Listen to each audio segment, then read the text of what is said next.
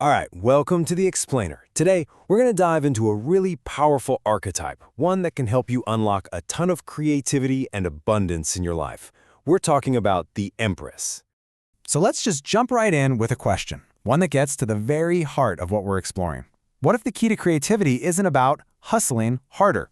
I mean, we live in a world that just screams productivity and constant hustle, right? Well, today we're going to look at a completely different kind of power, one that's actually rooted in receptivity, in nurturing, and in abundance. And the tool we're going to use to explore this, it's a fascinating one, but hey, let's be super clear about how we're using it. We're not treating the tarot like some kind of crystal ball, okay? Think of it more like a mirror. So instead of asking, will this happen, the tarot gets us to ask better questions like, what is this situation trying to teach me? See that? That simple switch, it just transforms it from a fortune-telling gimmick into this really powerful guide for self-awareness. All right, so let's meet our guide for today. It's one of the most potent cards in the tarot's major arcana, the Empress. So, what's she all about? Well, as you can see, her core meanings, they all circle around one huge idea: creation. And look, this isn't just about fertility in the, literal sense. It's about the creative force that nurtures ideas, projects, relationships, all of it, into existence. It's that energy of abundance, that amazing feeling of being plugged into a powerful, life-giving source. And what's so cool is how the card's artwork tells this whole story. I mean, in a lot of decks, you'll see these super lush, fruit-bearing trees right up front. That's a pretty clear symbol for abundance in the world, right? But then if you look closer, maybe in the background, you might spot some bare trees. And that right there is such a brilliant way to show the deeper message. To really, truly grow, you also have to be willing to shed those outer layers and focus on what's going on inside. Okay, so to really get the Empress, we've got to look beyond just the card. We need to dive into the deep psychological pattern she represents. And that brings us to what's known as the universal mother archetype. The Empress is basically a perfect picture of what the famous psychologist Carl Jung called the mother archetype. So what is that? Well, it's a universal pattern, kind of like a psychic blueprint that you can find in all cultures across all of time. It's that idealized energy of nurturing, of helping things grow, of unconditional love. And here's the really important part. This has nothing to do with being a biological mother. It's an energy that literally anyone can tap into. And this gives us a really powerful psychological profile. Just look at the driving force here. The deepest desire is to be of service, to nurture others. But then check out the flip side. The deepest fear isn't about danger, it's about feeling useless. That one dynamic explains so much about how this archetype acts. Even its hidden talent for giving amazing gifts, that's really just another way of expressing that deep-seated need to provide and care for other people. And you know what? Once you know what to look for, you start seeing this archetype everywhere. Seriously, it's in ancient mythology, like with Demeter, the Greek goddess of the harvest, or Gaia, the Earth Mother herself. It's central to religious figures like the Virgin Mary, and it's still a huge force in our modern stories.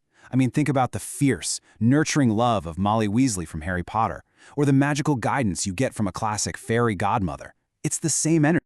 But this is where things get really practical, and honestly, super interesting. Because like any powerful energy, the mother archetype isn't just one thing. It has two sides. There's a light side, and then there's a shadow side. And looking at this comparison is absolutely key to understanding its full power.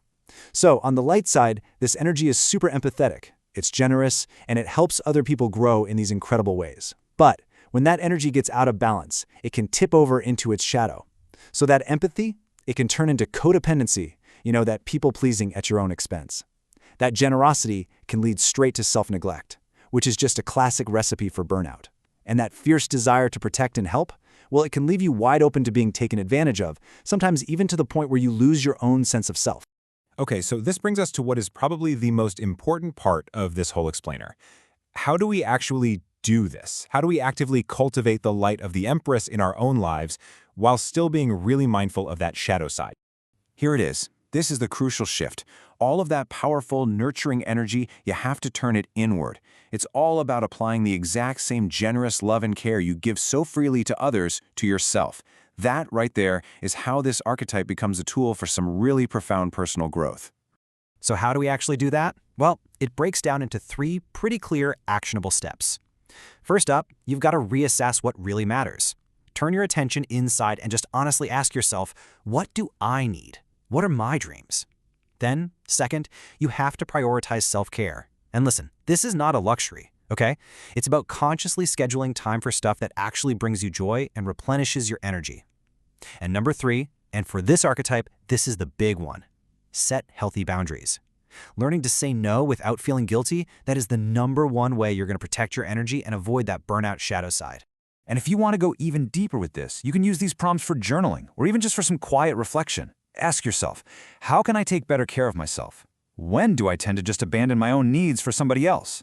Is there something I've always wanted to do but just kept putting off? And maybe the toughest question of all, is my happiness purely dependent on other people? Man, answering those honestly, it can be incredibly revealing. You know, in the end, it all comes down to this really simple but profound idea. Embodying the Empress is about letting unconditional love, and that means for yourself just as much as for others, become your guide, your North Star. So we'll end with this thought for you to carry with you. Just think about it for a second. Right now, what is one area of your life, maybe it's your health, a creative project, a relationship, or maybe it's just your own spirit, that's asking for a little more of that Empress energy, a little more nurturing today?